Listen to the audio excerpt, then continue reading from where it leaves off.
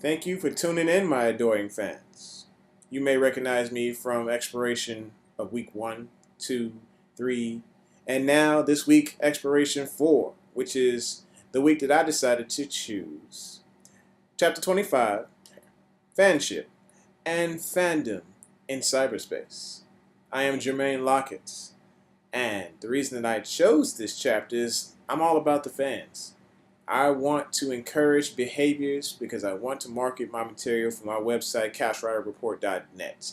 Yes, I put a plug in there. No content hasn't been updated because this class has been crazy and I love it. I love the material that we're learning. I love the challenge. So anyway, the reason I chose fandom and fanship in cyberspace is because I wanted to know what it was all about. I was very interested in what these behaviors are and what fanship was. Fanship is about I. Example, I love the Baltimore Ravens. Fandom is like we in a group love the Baltimore Ravens. I sure hope so. And an example of that on the internet is such a group that I joined, like the BaltimoreRavens.com or Union of Baltimore Sports Fans, something like that. And actually, being in those groups can help you mentally. Is one of the things that I learned from this particular reading.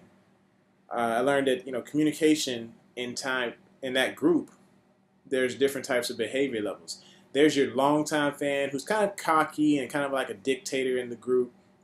And then there's the new people who want to make friends. They want to build those relationships. So those are your short time fans, and they're actually just looking for that intimacy, not what you're talking about, not what you're thinking about. I'm talking about just regular building those relationships, those friendships. And so they're usually nicer. If they're not nice, usually they get kicked out of the group because they have a bad attitude. We don't like people who don't play nice initially, at least until they learn everything about there is to be a Baltimore Ravens fan. There's also differences in fan behaviors.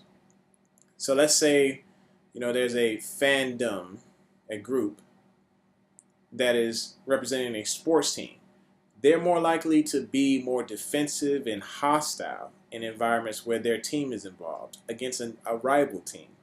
But then let's just say there's another group of fandoms for, let's say, Christianity.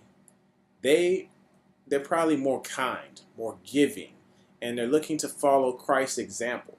So those are the two different types of behaviors. You got hostility and you got humility. And that's what I learned from this fanship and fandom chapter.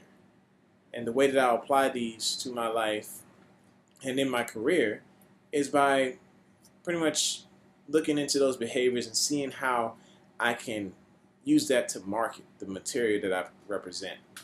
I want to pretty much get along and not try to tick people off when I'm posting my articles or whatever for particular groups. So let's say if I'm writing about the Pittsburgh Steelers, or I'm writing about the Chicago Bulls, I'm going to do things that appeal to them. I'm still going to be a writer that's going to give a objective view, so it's not going to make everybody happy, but I will make sure I appeal to that particular group in one way or another by providing realistic stats to them.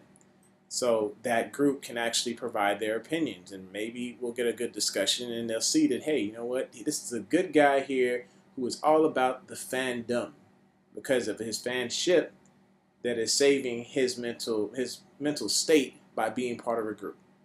Thank you guys. Have a wonderful evening.